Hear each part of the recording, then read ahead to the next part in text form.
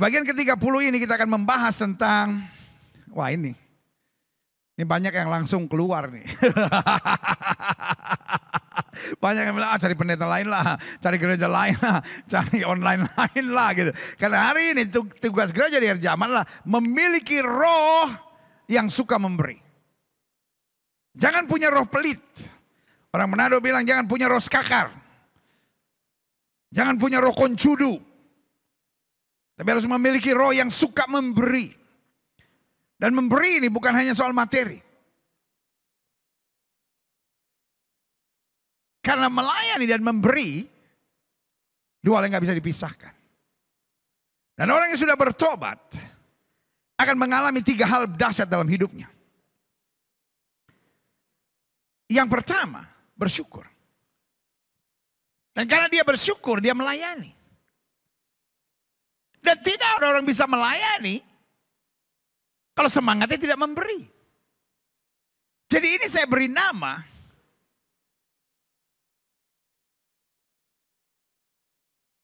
segitiga keselamatan. Bahwa orang yang sudah diselamatkan, dia akan bersyukur.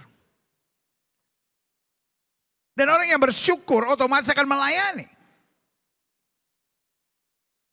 Dan orang yang melayani pasti punya semangat memberi.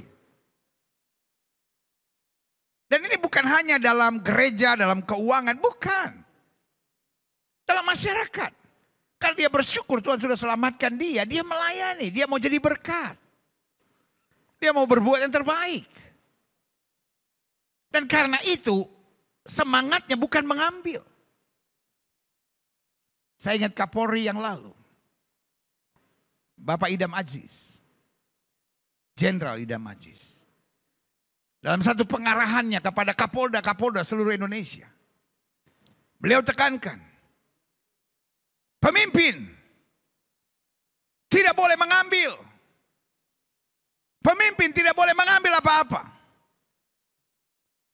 Satu-satunya yang boleh diambil oleh pemimpin adalah tanggung jawab. Wah, luar biasa.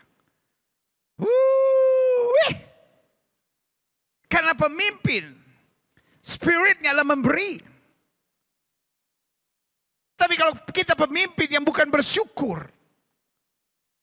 kita pemimpin yang memang ingin berkuasa,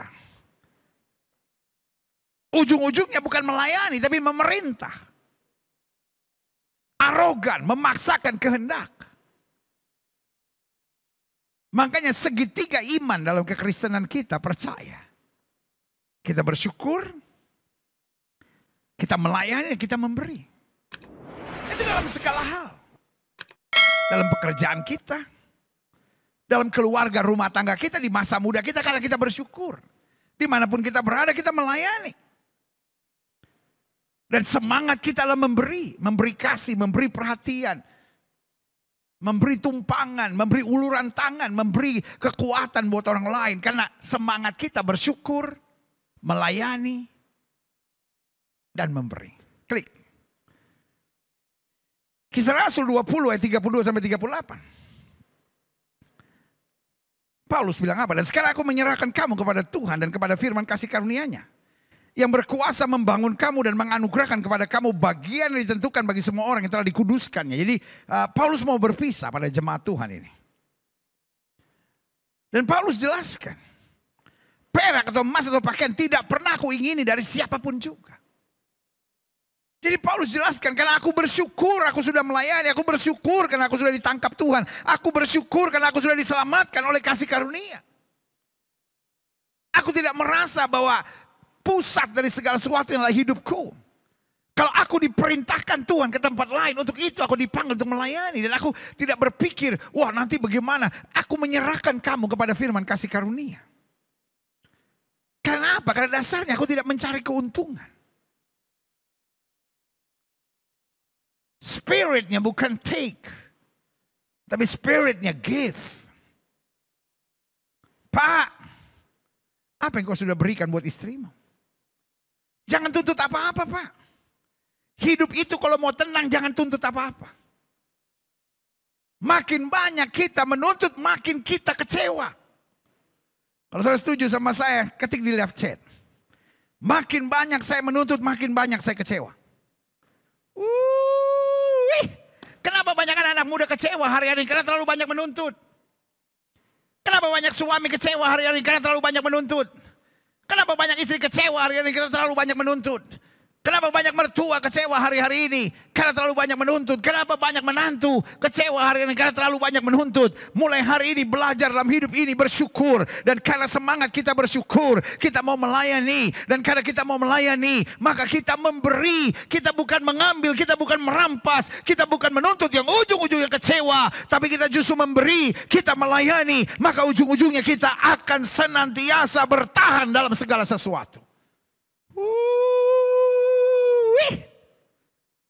Perak atau emas atau pakaian tidak pernah aku ingini dari siapapun juga.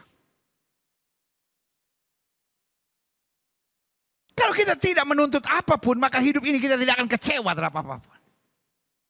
Pak, Bu, adik-adik muda yang sedang kecewa. Saya cuma mau tanya sama saudara. Mau keluar dari kecewa enggak? Kalau saudara bilang sama saya, mau, ini caranya. Stop menuntut. Sekarang mulai bersyukur. Tuhan, meskipun aku disakiti, aku tahu aku tidak pernah dipermalukan. Tuhan, meskipun sesuatu diambil daripadaku, aku tahu Engkau akan menggantikan yang berlipat kali ganda. Tuhan, aku bersyukur. Meskipun aku sekarang menghadapi hal yang susah karena apa yang dikerjakan oleh mereka. Tapi aku percaya Tuhan merubah kutuk menjadi berkat. Dan mengatur hal-hal yang dahsyat dalam kehidupanku.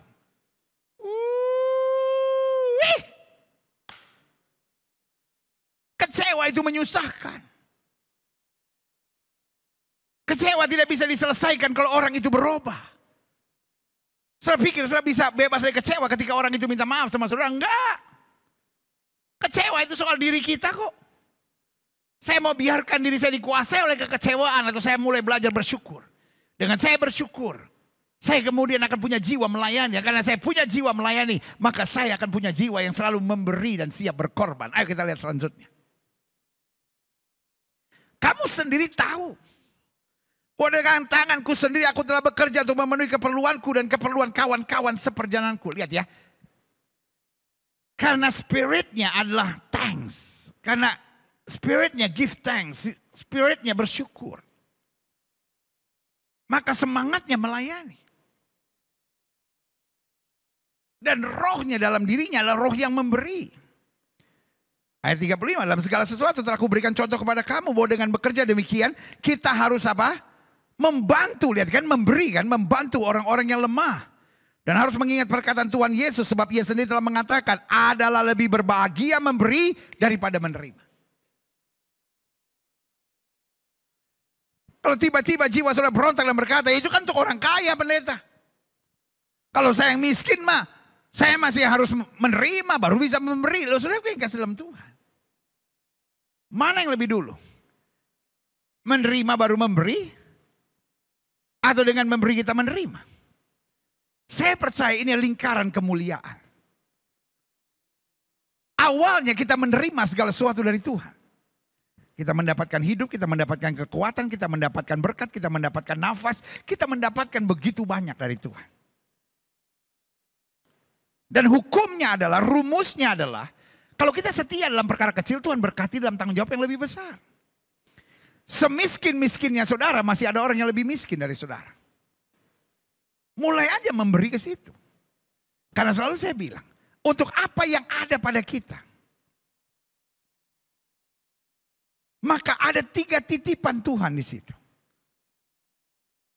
Yang pertama, kalau Tuhan memberkati kita, maka yang pertama ada titipan Tuhan untuk keluarga kita. Supaya orang-orang di keluarga kita juga bisa menerima berkat yang Tuhan percayakan kepada saudara. Makanya suami istri gak ada istilah, ini uang saya, uang kamu. Alkitab bilang keduanya satu. Apa yang mama papa terima itu untuk anak-anaknya juga. Apa yang mama terima itu untuk papa juga. Harus ada satu kesatuan. Lalu yang kedua ada titipan untuk orang-orang miskin. Artinya ada orang-orang yang lebih miskin dari saudara. Saudara mungkin menatap saya dan berkata, saya miskin pendeta. Tapi ada yang lebih miskin dari saudara. Saudara mungkin berkata, saya nggak ada makanan. Tapi ada orang yang bukan hanya nggak ada makanan, tapi sedang terbaring di rumah sakit. Saudara memang nggak ada makanan, tapi saudara masih sehat. Masih bisa bekerja.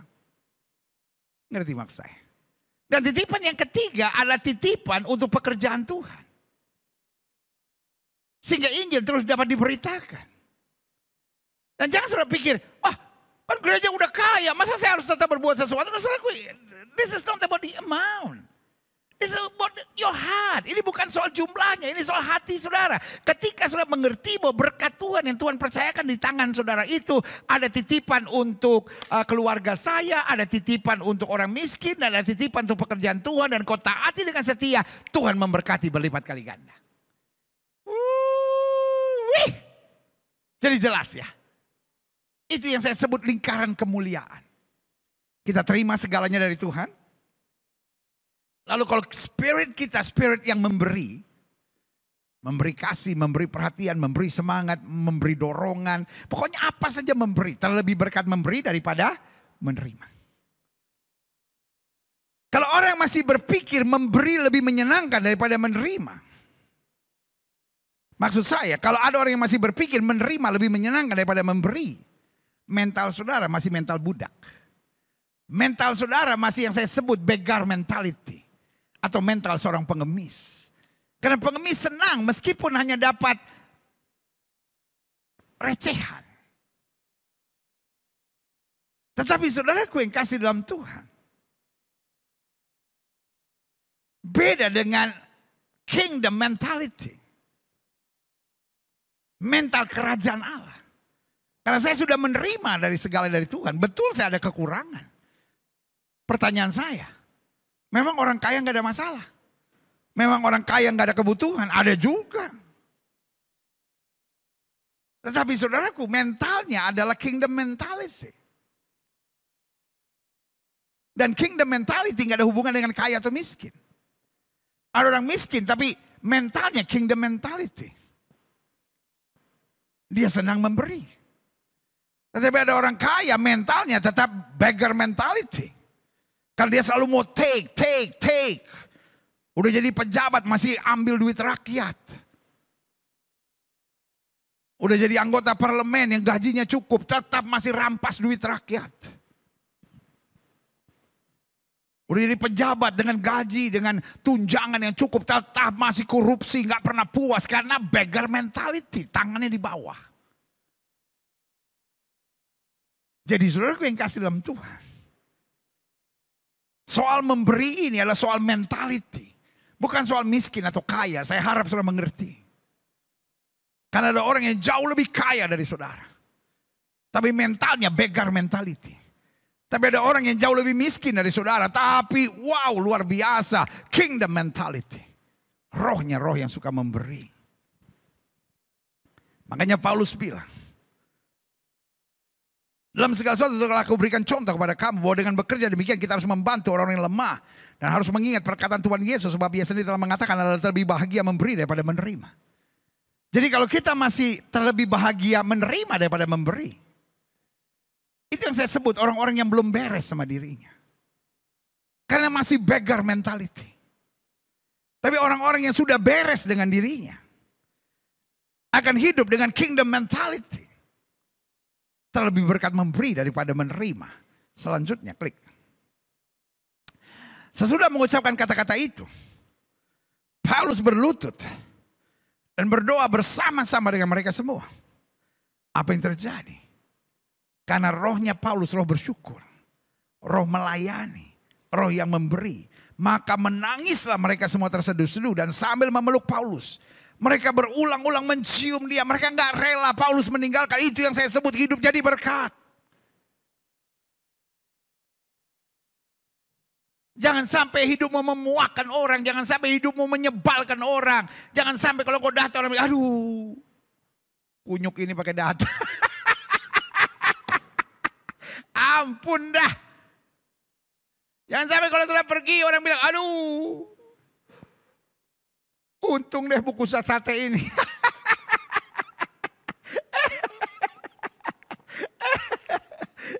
Sampai orang menyebut, aduh untung dia pergi itu, aduh ketoprak basi itu. memanggil lu ketoprak basi. Aduh, ampuni mereka sebab mereka tidak tahu apa yang mereka perbuat, ya kan? Lihat, orang yang spiritnya bersyukur, melayani, memberi, maka menangislah mereka semua terseduh-seduh dan sambil memeluk Paulus mereka berulang-ulang mencium dia. Artinya dicintai. Artinya dihargai. Artinya dibanggakan.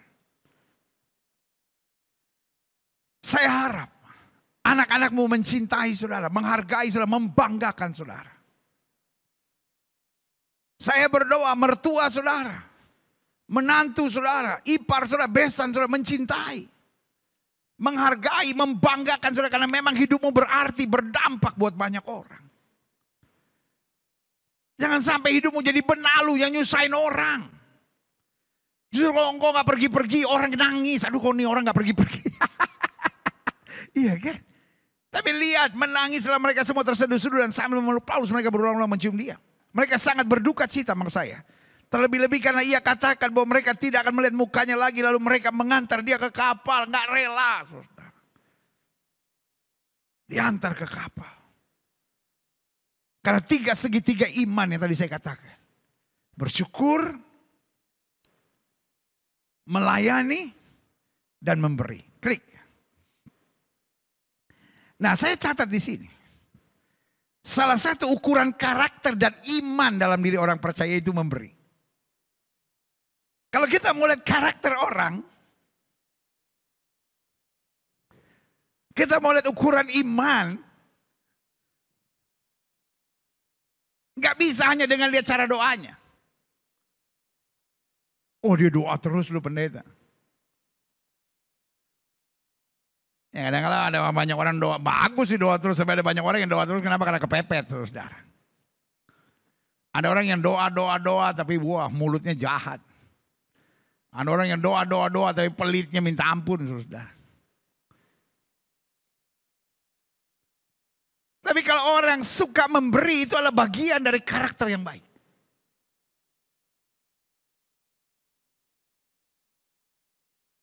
Karena orang yang karakternya jelek adalah orang yang suka mengambil.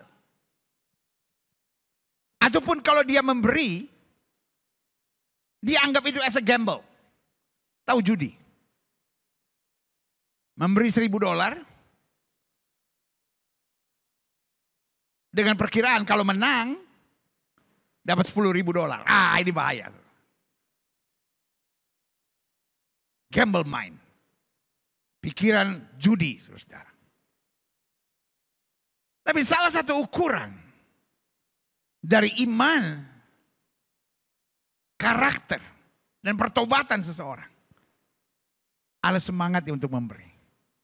Mungkin setelah menatap saya dan berkata, itu terlalu duniawi ya pendeta. Hamba-hamba Tuhan sekarang kok ngomongnya duit terus. Siapa yang ngomong duit terus? Otak lu tuh yang duit. Yang lagi saya ngomong adalah memberi. Give. Dan memberi ini banyak hal. Memberi senyum, memberi dorongan, memberi semangat, memberi kekuatan. Yang otomatis di dalamnya juga ada hal-hal yang sifatnya materi. Jadi ada material things, ada non-material things. Klik. Matius 6 ayat 21 ngomong tentang material things. Karena di mana hartamu berada, di situ juga hatimu berada, jelas. Karakter dan iman seseorang sangat ditentukan dengan apa?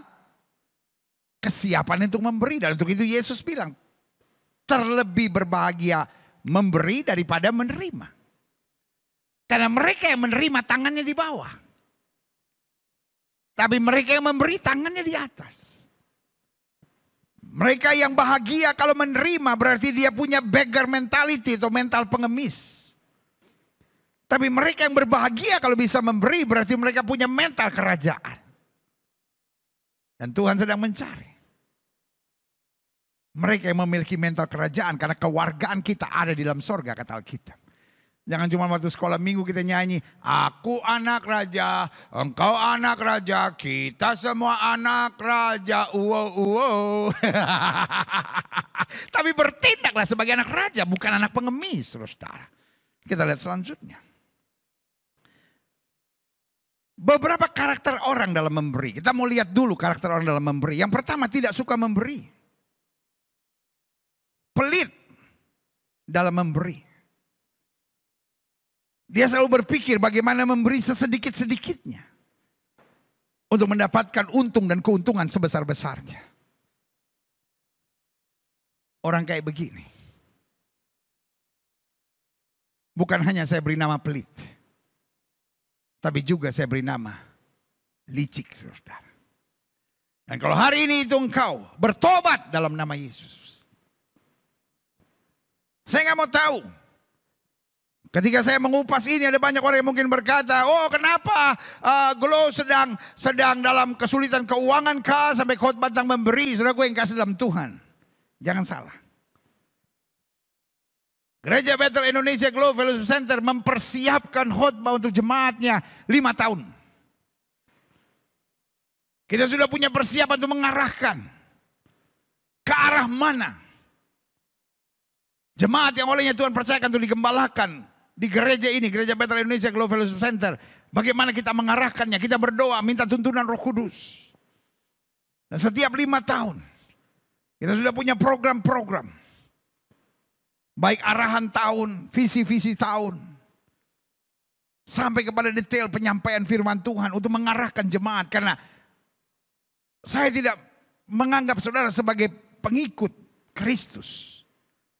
Tapi buat saya saudara hamba-hamba Tuhan yang harus diprogram dengan baik. Saya gembala. Dan sebagai gembala saya harus berpikir. Domba yang berumur 1 bulan. Apa yang harus kita kasih makan? Domba yang sudah 1 tahun. Domba yang sudah berumur 2 tahun. Dan karena saya menganggap saudara sebagai prajurit-prajurit Kristus.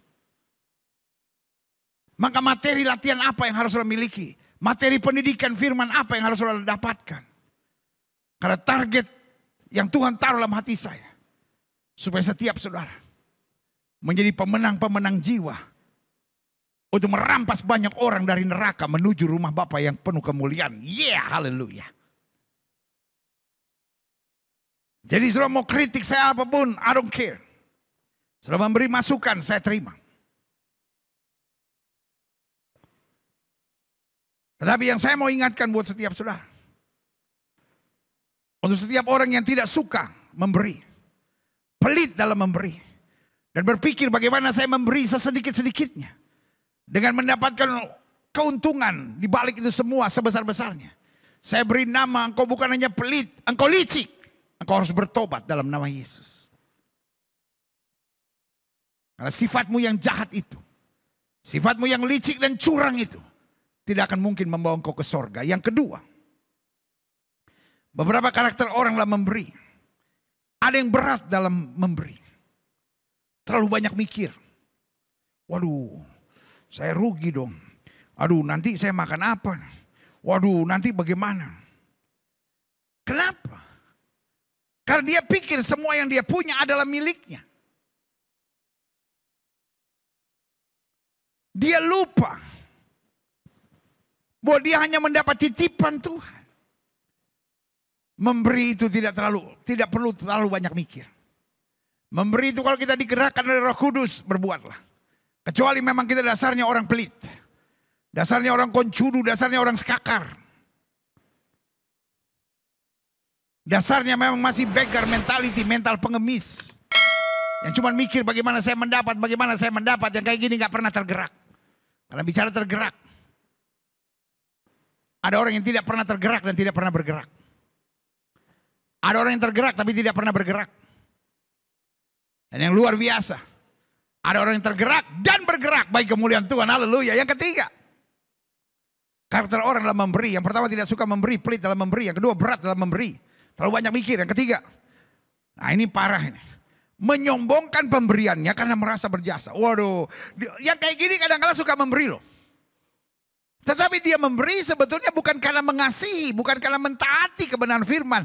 Tetapi kenapa? Karena kesombongannya, karena keangkuhannya, karena ingin menonjolkan diri.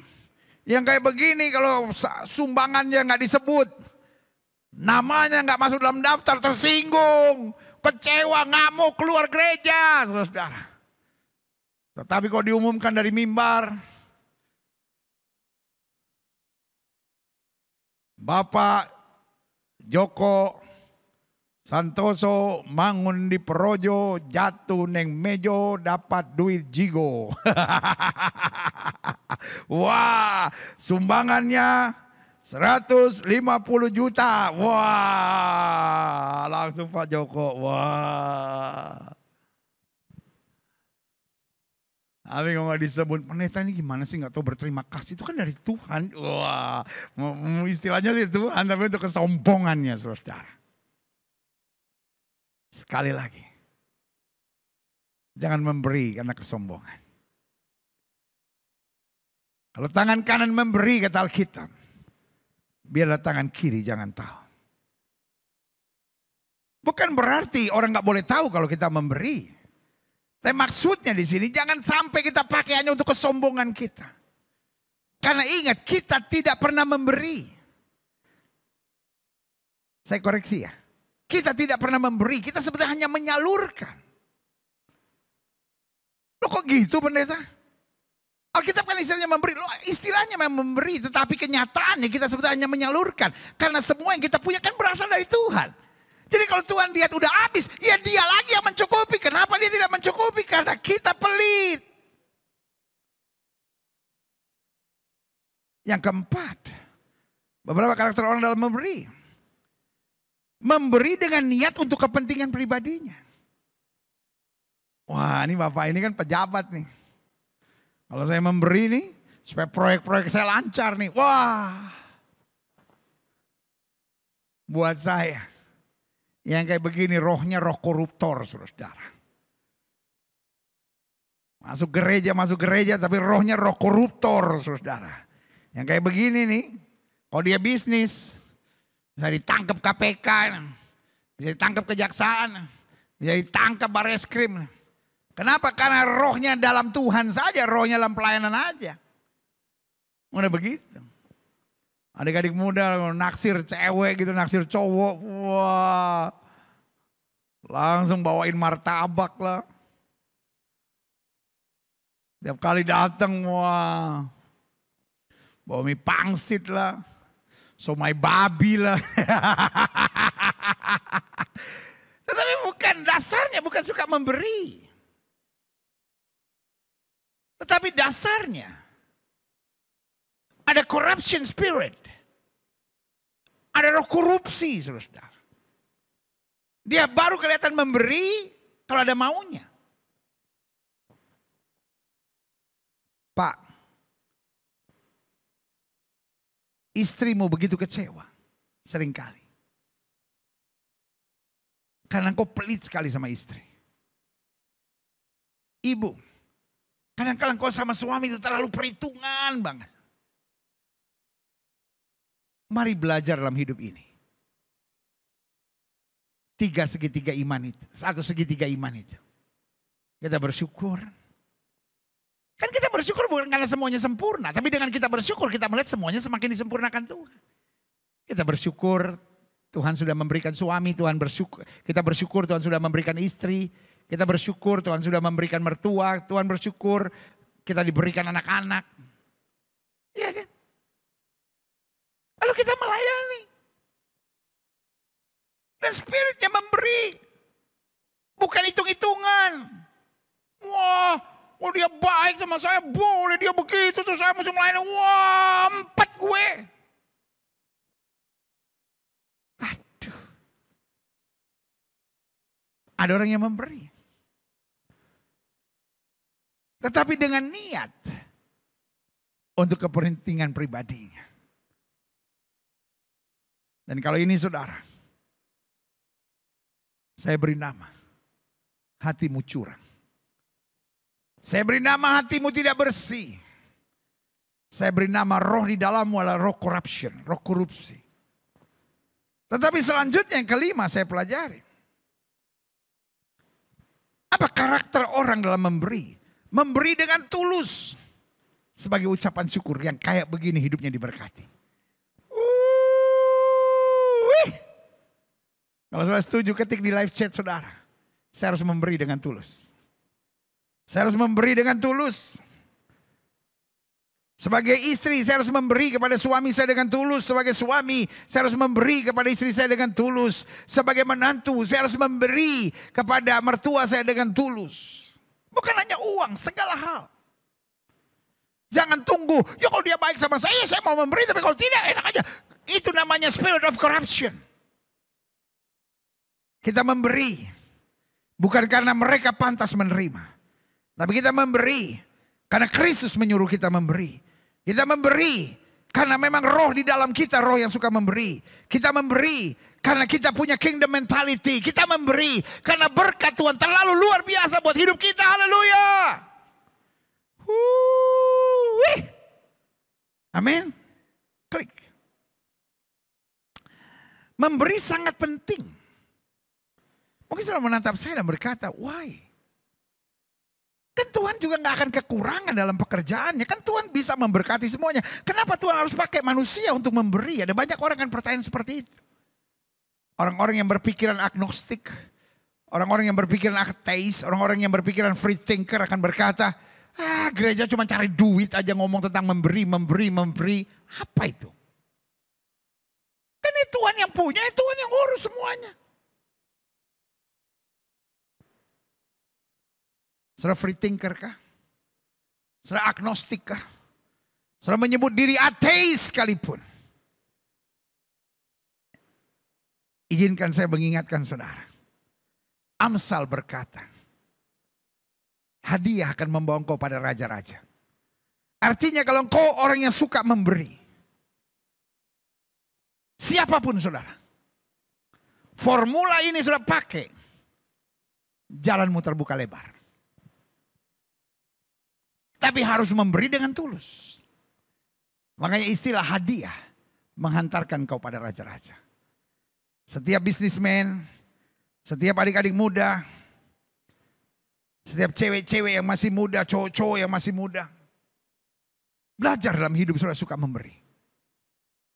Dan kalau saya juga boleh nasihatin untuk cowok-cowok yang yang belum nikah.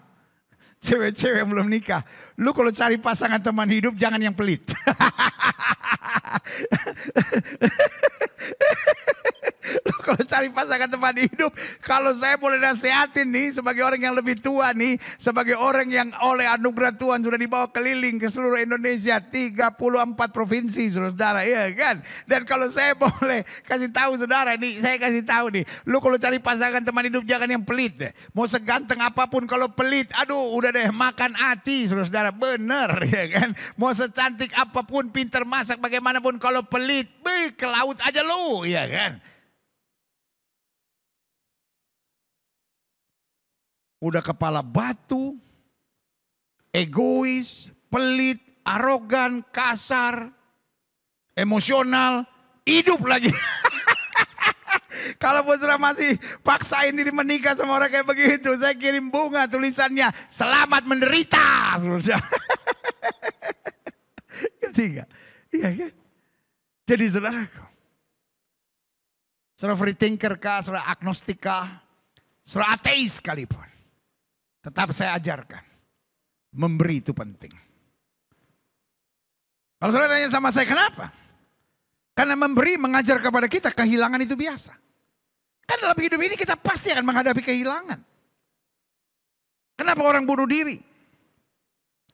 Kenapa orang stres? Kenapa orang jatuh pada hal yang bernama depression? Kenapa orang akhirnya melarikan diri dengan obat-obat terlarang? Jawaban saya sederhana, karena gak siap menerima kehilangan. Mamanya meninggal, orang yang dia cintai meninggalkan dia.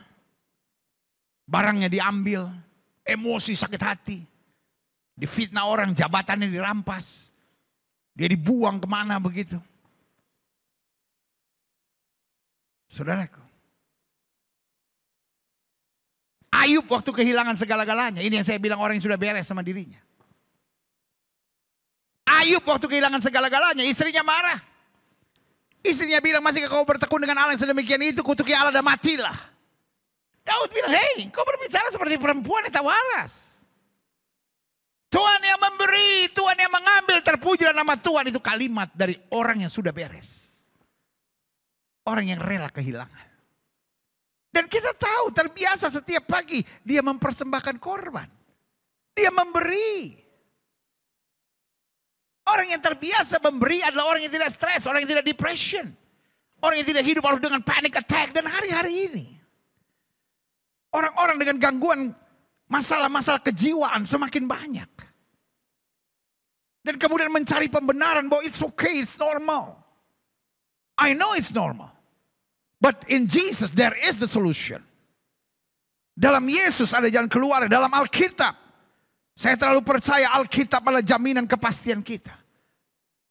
Alkitab punya 1001 cara keluar dari masalah depression. Dan salah satunya adalah kita harus menyadari bahwa kehilangan itu biasa. Dan bagaimana melatih kehilangan itu biasa? Kita terbiasa dengan memberi. Apa yang pernah kita punya, kita bagikan. Dan saudara yang kasih dalam Tuhan, kita anggap itu biasa. Yang kedua, kenapa memberi sangat penting? Karena memberi mengajar kepada kita, semua yang kita punya hanya titipan dan sementara. Jadi ketika diambil, ketika nggak ada lagi, it's okay. It's normal. Waktu Yusuf kehilangan jabatannya, nggak masalah tuh. Biasa aja. Dia cuma bilang manusia boleh mereka-rekakan yang jahat, Allah mereka-rekakan untuk kebaikan. Dan justru yang seperti itu Alkitab bilang, orang yang rela kehilangan nyawanya justru akan mendapatkannya. Tuhan bilang sama Abraham, ambil anak yang tunggal yang kau kasih yakni Ishak, persembahkanlah. Dia langsung berangkat. Dia langsung persembahkan. Kan dia tahu semua yang dia punya titipan dan sementara. Dia gak berdebat sama Tuhan. Apa Tuhan? Ambil anak yang tunggal yang kau kasih yakni Ishak. Jangan Ishak deh Tuhan, Ismail aja deh Tuhan. Iya kan? Dia gak tawar apa? Ishak, jangan Ishak deh Tuhan. Hagar aja lah, mamanya Ismail lah gitu. Apa Tuhan? Ishak, jangan Ishak lah Tuhan. Sarah. No, dia tidak tawar. Dia tahu semua yang dia punya hanya titipan dan sementara. Makanya saya ulangi sekali lagi, orang yang memberi, karakternya luar biasa. Orang yang memberi, dia punya mentalitas kerajaan. Yang ketiga, memberi sangat penting karena memberi mengajar kepada kita. Kita memberi bukan karena kita berkelebihan. Tapi karena kita memahami makna ketaatan. Kita memberi bukan karena kita lebih. Saya gak tahan sama orang-orang yang dasarnya punya jiwa yang pelit, saudara. Jiwa yang kikir saya beri nama. Selalu kalau mendengar pengupasan tentang persembahan, sensitif banget. Kalau mendengar pengupasan tentang memberi, gak bisa dong, kan kita juga miskin, kan kita yang harus menerima, kita begini. Saudara yang kasih dalam Tuhan. Kita memberi bukan karena kita kelebihan. Tapi kita memberi karena kasih di dalam kita yang gak tahan melihat sesuatu yang bisa kita bantu. Coba lihat Daud. Daud rohnya adalah roh yang memberi. Dia gak perlu jadi tentara hebat dulu untuk mengalahkan Goliat. Dan dia memberi yang terbesar tuh bangsa Israel adalah memberi kemenangan yang luar biasa. Dia memberi lewat apa? Perjuangannya. Betul dia gak punya uang.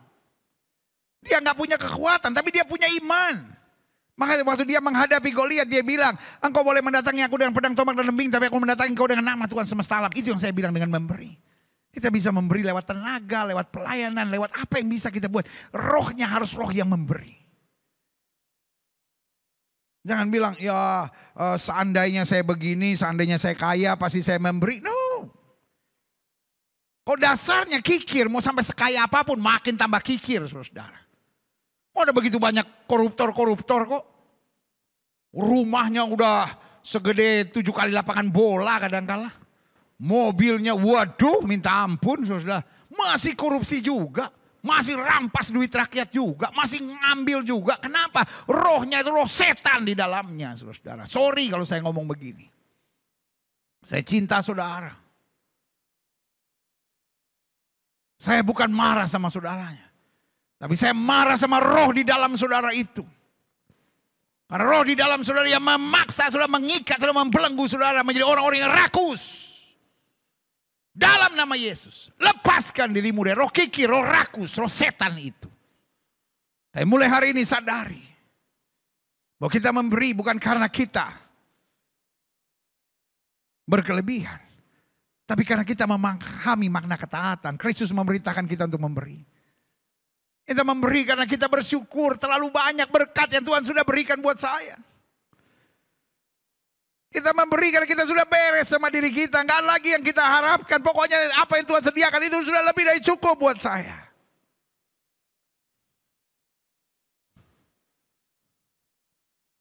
Orang-orang yang rohnya roh yang memberi. Rumah tangganya bahagia. Karena memang selalu semangatnya memberi, bukan hanya uang. Memberi perhatian, memberi kasih, memberi maaf, memberi semangat, memberi dorongan, memberi kekuatan, memberi tuntunan, memberi hal-hal yang positif. Karena roh di dalamnya, roh yang memberi. Selanjutnya, memberi sangat penting karena memberi mengajar kepada kita pengertian. Bahwa kita sudah beres dengan diri kita dan masa depan kita, bahwa masa depan kita sudah terjamin. Kenapa kita memberi? Karena kita udah gak punya roh kekhawatiran lagi. Kita udah gak punya roh ketakutan lagi. Oh nanti kalau saya memberi saya jadi kurang. Oh kalau saya memberi nanti gimana masa depan saya. Oh kalau saya memberi bagaimana. Saudaraku. Daud sampai bilang begini. Dulu aku muda. Sekarang aku menjadi tua. Tidak pernah aku lihat anak cucu orang-orang benar. Meminta-minta roti. Selalu ada berkat Tuhan. Ini yang saya bilang orang yang sudah beres. Ada banyak orang belum beres sama dirinya kok. Hidupnya khawatir untuk apa saja. Karena dia pikir, oh nanti gimana kalau begini. Nanti itu yang setan mau taruh dalam hidupmu. Pada orang-orang yang sudah beres dengan dirinya. Akan bersyukur. Akan melayani. Dan akan memberi. Haleluya. Klik. Selanjutnya kita pelajari. Yang terakhir, apa berkat bagi orang yang memberi? Yang pertama, coba lihat Yoel pasal 2, 25-27. Aku akan memulihkan kepadamu tahun-tahun yang hasilnya dimakan habis oleh belalang pindahan, belalang pelompat, belalang pelahap, dan belalang pengerip. Tentaraku yang besar, yang kukirim ke antara kamu. Wow, luar biasa. Jadi berkat yang pertama Tuhan memulihkan kita dan menghalaukan kita dari belalang pindahan, belalang pelompat, belalang pelahap, dan belalang pengerip. Bahkan tentaraku yang besar yang kukirim ke antara kamu. Maka kamu, perhatikan baik, akan makan banyak-banyak dan menjadi kenyang. Kamu akan memuji-muji nama Tuhan Allahmu yang telah memperlakukan kamu dengan ajaib. Dan umatku tidak akan menjadi malu lagi untuk selama-lamanya. Artinya kita bukan hanya dipulihkan kepada kita. Bukan hanya dihalaukan dari belalang pelahap. Tetapi diberikan semangat untuk terus mendekat, mendekat, mendekat. Dan melayani Tuhan dengan sungguh-sungguh. Memuji-muji Tuhan. Ayat 27. Kamu akan mengetahui bahwa aku ini ada di antara orang Israel. Dan bahwa aku ini Tuhan adalah Allahmu dan tidak ada yang lain. Dan umatku tidak akan menjadi malu lagi untuk selama-lamanya. Lihatnya, berkat pertama, Tuhan memulihkan kita, Tuhan menghalaukan kita dari belalang pengerip, belalang pindahan, belalang pelompat. Tuhan mengirim tentara yang sangat besar. Tuhan menjadikan kita orang-orang yang menyadari bahwa Tuhan ada sehingga kita punya semangat selalu untuk memuji-muji Tuhan. Itu berkat pertama. Berkat kedua, Kejadian 15 ayat 1. Kemudian datanglah firman Tuhan pada Abram dalam suatu penglihatan. Janganlah takut Abram. Akulah perisaimu, upahmu sangat besar. Kenapa Abram menerima upah yang sangat besar? Coba lihat Kejadian 14 ayat 20. Dan terpujilah Allah Maha Tinggi yang telah menyerahkan musuhmu ke lenganmu. Lalu Abram memberikan kepadanya 1/10 dari semuanya. Jelas ya. Upahmu akan sangat besar. Wih. Jadi yang pertama, yang saya sebut berkat buat orang yang rela hati dalam memberi, yang sukacita dalam memberi. Dia akan mendapat upah yang sangat besar. Abraham mendapat upah yang sangat besar. Kenapa dia memberi? Mengembalikan perpuluhannya kepada Melkisedek.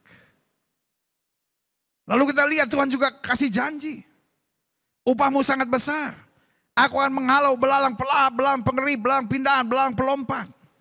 Tentaraku yang sangat besar akan kukirim. Engkau akan memuji-muji aku dan engkau akan menyadari aku ada di antaramu. Itu berkat pertama. Selanjutnya yang kedua. Keluaran 23, 25-26. Tapi kamu harus beribadah kepada Tuhan Allahmu, maka ia akan memberkati roti makananmu dan air minumanmu, dan aku akan menjauhkan penyakit dari tengah-tengahmu. Tidak akan ada di negerimu perempuan yang keguguran atau mandul, aku akan mengenapkan tahun umurmu. Yang kedua, berkat untuk mereka yang suka memberi. Tuhan memberkati roti makanan kita, air minuman kita, dan menjauhkan segala penyakit dari tengah-tengah kita. Haleluya. Artinya apa saja yang kita perbuat ada berkat Tuhan. Makanan, minuman, pekerjaan ada berkat Tuhan. Nah kalau Tuhan memberkati kita tidak akan turun tapi naik. Tidak akan menjadi ekor, dipimpin menjadi kepala. Bahkan dijauhkan dari segala sakit penyakit. Dalam nama Yesus terima dengan iman. Ada banyak orang. Penghasilannya banyak. Tetapi Alkitab berkata seperti ditaruh di kantong yang bocor. Karena dasarnya pelit, dasarnya rakus. Sehingga apa yang terjadi, apa yang dia dapat, keluar lagi sia-sia, ke rumah sakit lah, ke inilah. Tapi kalau kita suka memberi, penjagaan Tuhan sempurna. Selanjutnya, klik. Yang ketiga, Maliaki 3:10-12, bawalah seluruh persembahan persepuluhan itu ke dalam rumah perbendaharaan. Supaya ada persediaan makanan di rumahku, dan ujilah aku, firman Tuhan semesta alam. Apakah aku tidak membukakan bagimu tiga-tiga langit dan mencurahkan berkat kepadamu sampai berkelimpahan? Diingatkan sekali lagi, aku akan menghardik bagimu belalang pelahap. Supaya jangan dihabisinya hasil tanahmu, dan supaya jangan pohon anggur di padang tidak berbuah bagimu. Firman Tuhan semesta alam. Jadi lihat ya. Alkitab bilang apa? Tuhan gak malu-malu. Tuhan gak bilang, kalau boleh nih, kalau bisa nih, enggak. Tuhan kasih perintah, bawa persembahan persepuluhan. Uji aku. Wah, saudaraku yang kasih dalam Tuhan. Sorry. Kalau hamba-hamba Tuhan takut berbicara tentang perpuluhan. Kalau hamba-hamba Tuhan menghindar berbicara tentang perpuluhan. Bahkan kalau hamba-hamba Tuhan menyerang perpuluhan, saya beri nama itu adalah hamba-hamba Tuhan yang jahat. Maka Israel menatap saya dan berkata, tapi itu kan urusan perjanjian lama. Saudaraku yang kasih dalam Tuhan, buang aja perjanjian lama kalau memang saudara pikir udah gak perlu lagi. Apa Yesus gak pernah bicara tentang perpuluhan? Ada yang bilang ya perpuluhan adalah batas minimal. Loh, perpuluhan aja lo gak ngembalikan, apalagi batas minimal lagi saudara-saudara. Iya kan? Yesus bilang apa? Berikan kepada Tuhan apa yang Tuhan punya, berikan kepada kaisar apa yang kaisar punya. Ya tapi kan dia tidak bicara perpuluhan. Hei, orang zaman itu udah ngerti konteksnya dikit. Kenapa saudara-saudara? Orang sekarang kadang-kala nyerang kiri, nyerang kanan. Konteksnya aja gak ngerti kok. Sembarang aja ngomong-ngomong. Waktu Yesus bilang berikan kepada kaisar apa yang kaisar punya, itu bicara pajak. Berikan kepada Tuhan apa yang Tuhan punya, itu bicara tentang perpuluhannya. Sembarang aja ngoni-ngoni ini semua ini. Hanya demi konten kadangkala. Hanya supaya kelihatan benar dengan pelitmu itu, dengan koncudumu itu, dengan skakarmu itu. Saudaraku yang kasih dalam Tuhan, kalau saya bicara ini, saya bukan bicara pada jemaat yang harus mengembalikan perpuluhan ke gereja kita. Karena selalu saya bilang, saudara kembalikan perpuluhan ke gereja saudara masing-masing. Kalau saudara menatap saya dan berkata, tapi gereja kami tidak mengajarkan tentang perpuluhan, itu gak persoalan. Kalau saudara kirim persembahan perpuluhan, saudara pasti diterima. Itu aja kirim saudara. Selesai. Dan saya harus tegaskan. Hamba-hamba Tuhan. Yang tidak mengajar atau takut mengajar. Atau bahkan menyerang tentang perpuluhan adalah hamba-hamba Tuhan yang jahat. Karena Yesus sendiri, maksud saya Allah sendiri. Allah sendiri. Hello, Allah sendiri. Hello, Allah sendiri yang berkata bawalah persembahan perpuluhanmu dalam rumah perbendaharaanku. Ada penafsiran harus dibawa ke gereja, ada penafsiran harus dikasih pendeta, ada penafsiran harus dikasih orang miskin, ada yang bisa, itu mah terserah masing-masing gereja punya aturan sendiri. Gereja-gereja aliran Pantekosta, gereja-gereja aliran Bethel, gereja-gereja aliran karismatik punya aturan sendiri. Nanti gereja-gereja aliran Protestan HKBP punya aturan sendiri tentang pengelolaan keuangan, itu bukan persoalan saya. Tetapi minimal Alkitab bilang bawalah persembahan perpuluhanmu itu. Saya nggak mau bikin perdebatan menjadi panjang, tetapi itu yang Alkitab bilang. Bawa persembahan persepuluhanmu. Lalu Tuhan bilang apa? Uji aku. Apakah aku tidak akan membukakan tiap-tiap lagi mencurahkan berkat sampai kau kelimpahan. Berarti yang pertama upahmu sangat besar. Kita akan dijauhkan belang pelahap, belang pindahan, belang pengerip, belang pelompat. Tuhan akan mengutus tentaranya. Sampai kita mengakui bahwa dia hadir. Dan kita memuji-muji dia. Dan yang kedua, Tuhan akan memberkati kita. Makanan dan minuman kita diberkati dan dijauhkan dari segala sakit penyakit. Dan yang ketiga, kalau kita memberi, Alkitab berkata Tuhan akan membukakan tiap-tiap langit dan mencurahkan berkat sampai berkelimpahan. Karena aku akan menghardik bagimu belang pelahap supaya jangan dihabisi hasil tanahmu dan supaya jangan pohon anggur di padang tidak berbuah bagimu. Firman Tuhan semesta alam. Artinya ada saja berkat yang luar biasa terjadi. Kalaupun ada famine atau ada kelaparan atau ada masalah, tetapi Tuhan tetap akan membela. Lihat selanjutnya 12.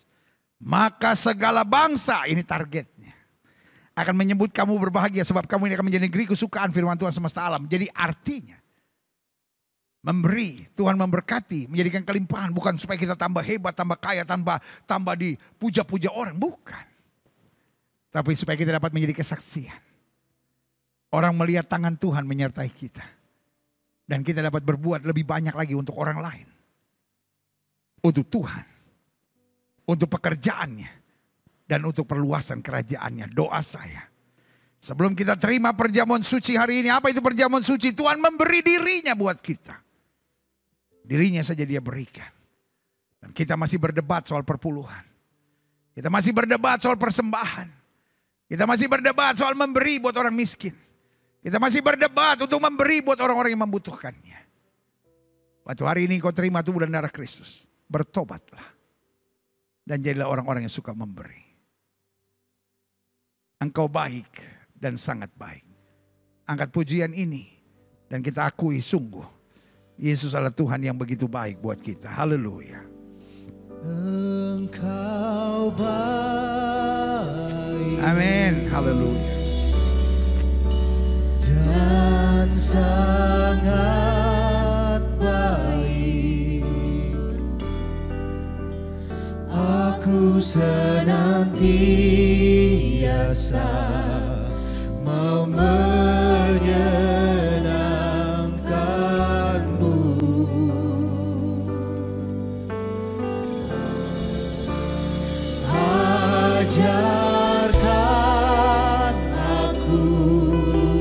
kebijaksanaan dan pengetahuan yang baik. Kebijaksanaan dan pengetahuan yang baik. Sebab ku percaya padamu.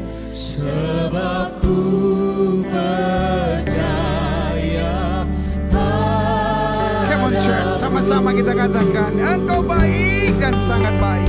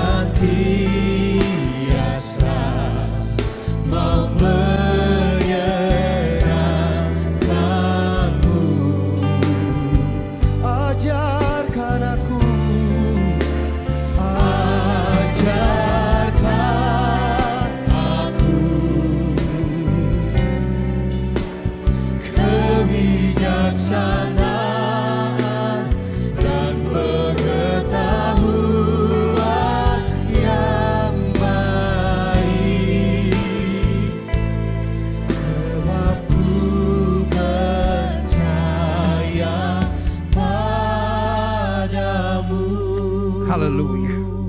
Sebelum kita terima tubuh dan darah Kristus, Setiap mata terpejam, setiap kepala tertunduk, setiap hati terangkat pada Tuhan. Hari ini kita diingatkan tentang segitiga iman Kristen itu. Bersyukur, melayani, dan memberi. Kita bersyukur buat apa yang Kristus sudah kerjakan buat kita. Karena itu kita punya semangat untuk melayani. Dan roh di dalam kita adalah roh yang suka memberi. Kita memberi bukan karena kita kelebihan, tapi kita memberi karena Tuhan terlalu baik buat kita. Kita memberi karena kita tahu itu perintah Tuhan. Kita memberi karena kita tahu Dia memberi terlebih dahulu buat kita. Kita memberi karena kita tahu kita nggak bisa tahan melihat ada orang-orang yang membutuhkan sesuatu. Jika itu doamu hari ini, taruh tangan kananmu di dada, bilang, Tuhan, aku menerima perjamuan suci, tanda bahwa Kristus memberi dirinya.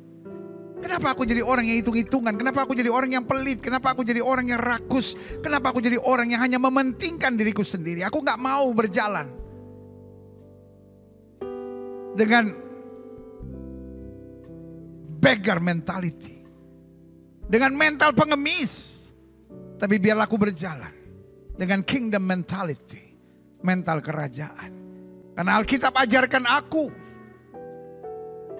terlebih berbahagia memberi daripada menerima. Jika itu doamu, taruh tangan kananmu di dada. Kita doa, Bapa, kami terlalu sering hanya mengambil. Kami hanya terlalu bangga dengan menerima. Tapi hari ini bongkar pemahaman kami. Sehingga roh di dalam kami adalah roh yang suka memberi. Karena apapun yang kami punya di dalamnya ada 3 titipan Tuhan. Untuk keluarga kami, untuk orang-orang yang lebih miskin dari kami, dan untuk pekerjaan Tuhan. Karena itu dimanapun kami berada, tolong kami untuk selalu memberi. Terima kasih Tuhan. Segala roh rakus, segala roh serakah, segala roh egois dan pementingan diri sendiri, roh-roh pengemis kami patahkan di dalam nama Yesus. Jadikan kami orang-orang yang suka memberi dimanapun. Maka jalan di depan kami penuh dengan rahmat Tuhan. Sehingga buat kami kehilangan itu biasa. Karena ketika kami kehilangan sesuatu, maka Tuhan akan menggantikan dengan lebih dahsyat lagi. Terima kasih Bapa. Terima kasih. Saat ini juga persiapkan kami untuk menerima tubuh dan darah Kristus. Karena kami yang satu dengan kematian Kristus akan menjadi satu dalam kuasa kebangkitannya. Kami disembuhkan, kami dikuatkan, kami dipulihkan, kami dilepaskan. Mereka yang masih terikat dengan rokok, alkohol, tayangan-tayangan cabul, bahkan terikat dengan korupsi, terikat dengan seks bebas, onani, masturbasi, terikat dengan kebiasaan-kebiasaan buruk, terikat juga dengan homoseks, lesbian, dan penyimpangan-penyimpangan seksual lainnya. Kami lepaskan dalam nama Yesus. Sehingga waktu kami terima tubuh dan darah Kristus, kami tahu roh kemuliaan itu melepaskan kami dari kuasa daging dan kuasa dosa. Terima kasih Bapa. Siapkan diri kita untuk menerima tubuh dan darah Kristus. Kita angkat pujian ini. Persiapkan roti, anggur, dan saya akan pimpin dari gereja. Memohon tubuh dan darah Kristus mengubahkan kehidupan kita. Haleluya.